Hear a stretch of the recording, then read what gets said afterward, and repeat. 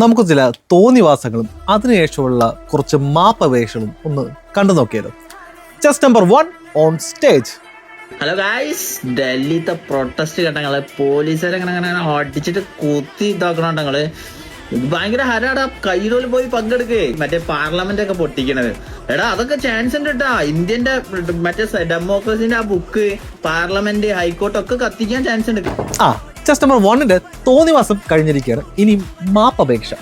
ആ വീഡിയോ ഞാൻ ഇട്ടത് ഇന്ത്യയിൽ ഒരു തെറ്റ് പറ്റിപ്പോയി. ഇന്ത്യ എന്റെ തെറ്റാണ്. ഞാൻ അങ്ങനെ ഒന്നും പറയാൻ പാടില്ല. അപ്പൊ പോയാൽ നമുക്കൊന്ന് ക്ഷമിച്ചൂടെ? ഒരു തെറ്റല്ലേ? അങ്ങനെ ജസ്റ്റ് നമ്പർ 1ന്റെ മോണോ ആക്ട് കഴിഞ്ഞ സ്ഥിതിക്ക് ഇനി ജസ്റ്റ് നമ്പർ 2ന്റെ തോന്നിവാസം.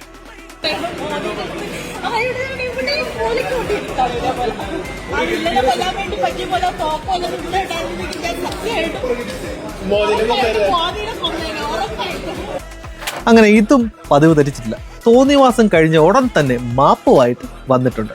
ഞാൻ സിനിമയ്ക്ക് പോയപ്പോൾ റിവ്യൂ കൊടുത്തതാണ്. അത് പക്ഷേ ആ ആവേശത്തിന് പുറത്ത് എൻ്റെ പൊട്ട ബുദ്ധിയിൽ ഞാൻ അറിയാതെ അത് പറഞ്ഞു പോയി. ആ ചാനലുകാർ റിവ്യൂ എടുക്കുന്നവർ നിങ്ങൾ ആ വീഡിയോയിൽ ശ്രദ്ധിച്ചാൽ അറിയാൻ പറ്റും. അത് എനിക്കൊരു അബദ്ധം പറ്റിപ്പോയതാണ്. അബദ്ധം എന്ന് പറയുമ്പോൾ ഒരു പൊട്ടത്തരം പറ്റിപ്പോയതാണ്. എല്ലാവരും എന്നോട് ക്ഷമിക്കാം. ഇനി ഇതിലെ അവസാന ആൾ, the masterpiece item, just number 3 തോന്നിവാസമായിട്ട് നിങ്ങളുടെ മുന്നിലേക്ക് വരുന്നു. എൻ്റെ മുടിയുടെ ഒരു വാക്ക് എനിക്ക് നല്ല കോമഡി ആയിട്ട് തോന്നി. അച്ഛൻ മരിച്ചുപോയി 1947. എൻ്റെ മോദിയുടെ ഡേറ്റ് ഓഫ് ബർത്ത് 1950.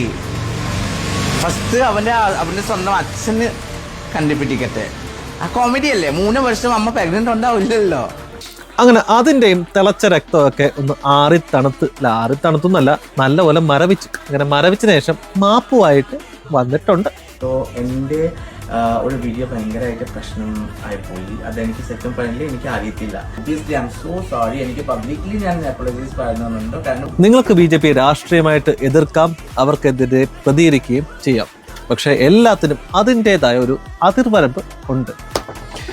ഇവിടെ റൈറ്റ് ടു സ്പീച്ച് എന്ന ഒരു ഫ്രീഡം ഉണ്ട് എന്ന് പറഞ്ഞുകൊണ്ട് നമ്മുടെ രാജ്യത്തിൻ്റെ പ്രധാനമന്ത്രി ഒരു തോക്ക് കിട്ടിയാൽ ഞങ്ങൾ അങ്ങ് വെടിവെച്ച് കൊല്ലുമെന്നു, അല്ലെങ്കിൽ പാർലമെന്റ് കത്തിക്കുമെന്നു, അല്ലെങ്കിൽ പ്രധാനമന്ത്രിയുടെ അച്ഛനെ വിളിക്കുന്നതൊക്കെ ഫ്രീഡം ഓഫ് സ്പീച്ചായിട്ട് കാണാൻ എനിക്കെന്നല്ല നമ്മുടെ നാട്ടിലുള്ള ഒരാൾക്ക് പോലും പറ്റത്തില്ല.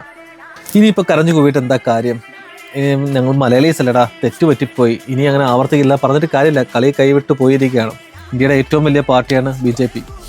ഏറ്റവും കൂടുതൽ സംസ്ഥാനം ഭരിക്കുന്ന പാർട്ടിയും കൂടിയാണ് BJP.